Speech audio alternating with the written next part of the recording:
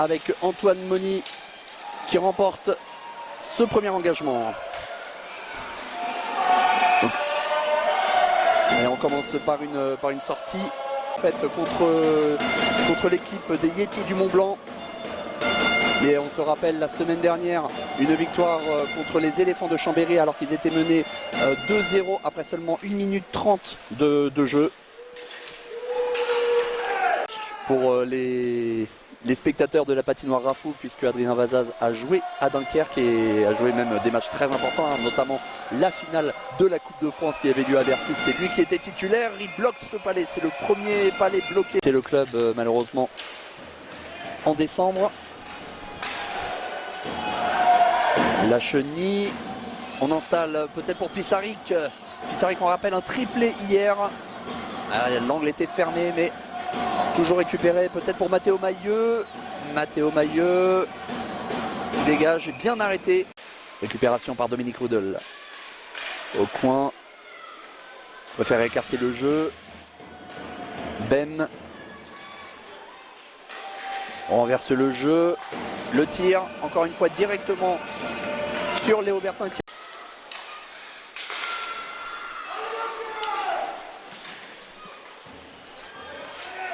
Oh, c'était Théo Lanvert qui a tenté sa chance. Davranche, le tir, bien arrêté par Adrien Vazaz. Attention, peut-être la faute. Non, il y avait Gabriel Roldan qui était au pressing. Attention, le duel devant la cage et c'est dedans. Le rebond favorable. Qui était au pressing, attention. Le duel devant la cage et c'est dedans. Le rebond favorable pour les Comètes de Meudon, il me semble, c'est le numéro 9, il me semble, c'est Samuel Guilbault qui ouvre le score. Samuel Guilbault qui remettait à Thomas, Clément Thomas, le capitaine de cette équipe. Et là c'était pour Zachary Dano. Zachary Dano, voilà, qui a bien été pressé. Attention, le tir, c'était 1 contre 1 et c'était Timothy Guimau qui était seul face au gardien mais qui ne cadre pas ce tir.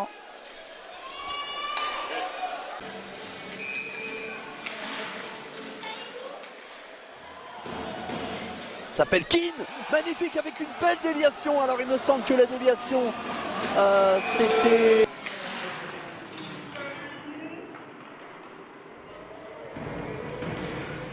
S'appelle Keane, magnifique avec une belle déviation. Alors il me semble que la déviation c'était... on n'arrive pas à voir, mais je pense que le but va être crédité pour Thibaut Sapelkin. Et 2-0 juste avant la pause, le coup de massue pour les Dunkerquois. Il trouve son partenaire, alors je ne vois pas qui c'est Dominique Rudel, pardon, qui est de l'autre côté. Et qui récupère d'ailleurs ce palais en bloc défensif, voilà, bien compact. Côté Dunkerquois. Et le rebond favorable pour Samuel Guilbault qui met un doublé dans ce match. Ce palais en bloc défensif, voilà, bien compact. Côté Dunkerquois. Et le rebond favorable pour Samuel Guilbault qui met un doublé dans ce match. Le premier arrêt qui a été fait par Léo Bertin. Il connaît plus que bien ce club. Ferreira Reis peut-être, ce n'est pas cadré. Le rebond, attention, Nicolas Le Chevalier et Jean Hervé qui essaient de récupérer. Les Meudonnais qui ont aggravé le score. 3-0 on rappelle pour les Comètes de Meudon. Alors que Carpentier, voilà, le long de la bande. Carpentier qui contourne la cage. Carpentier qui remet. Et c'est dedans. C'est passé, il me semble, entre les jambes. Et c'est... Carpentier qui contourne la cage. Carpentier qui remet.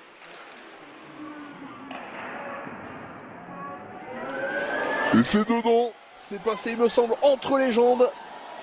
Et c'est Théo Lanvert, il me semble. C'est Théo Lanvert, le numéro 27. Le défenseur, voilà, qui Le Chevalier voilà qui en veut, j'ai l'impression. Attention le tir et le Chevalier qui était devant le gardien.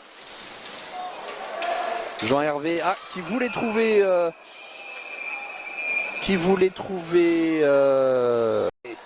bien intercepté par Timon Davranche. La balle était pour Pierre Trouvé d'ailleurs.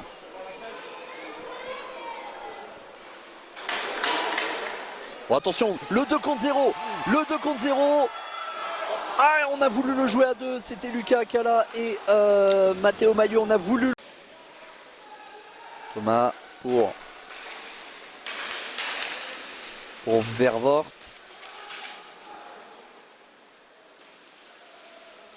Pour Carpentier, c'est le but.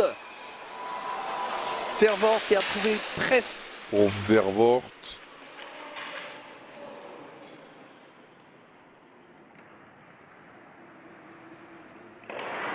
Pour Carpentier, c'est le but. Vervoort qui a trouvé presque dans l'axe et quasiment oublié Romain Carpentier, il me semble, le numéro 20. Voilà, le score à nouveau réduit. Attention, danger.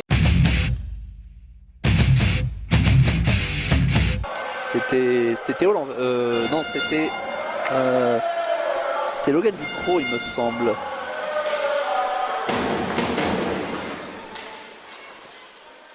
Attention, le tir dans l'axe. Et non, c'est le poteau qui sauve Adrien Vazaz. Alors attention, parce qu'il y a voilà, qui le récupère, qui le passe à Sointou. Attention le Chevalier. Oh, attention, la cage est vide, l'arbitre qui ne siffle pas, la cage est vide et c'est arrêté par un défenseur, arrêté par Lubomir Dinda. SNCF qui tire directement. Oh, attention, la mésentente entre le gardien, entre Dominique Rudel et Adrien Vazaz. Et le tir, heureusement qu'il n'est pas cadré pour Adrien Vazaz qui avait laissé sa cage vide. Mauvaise entente entre Rudel. Et ainsi faire un pas vers les 3 points du championnat, là où les Dunkerquois voilà, ont le but pour égaliser. Et à 6 minutes de la fin du jeu, ça peut soulager. Ça peut voilà, au moins sauver le point de la prolongation. Carpentier qui voulait trouver le deuxième poteau après avoir contourné la cage ou essayer de trouver.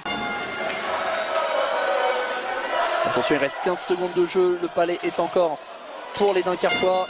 Attention, pas de faute. Le tir dévié, et il reste 3 secondes. On gratte ce palais, on sort de la zone. Pile au moment de la fin du match. Et 3 points remportés pour ce match. Encore une victoire à domicile, 4e victoire à domicile d'affilée pour les Comètes de...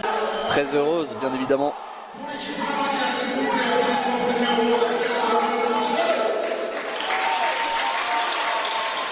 Et c'est Zach Dano qui a été...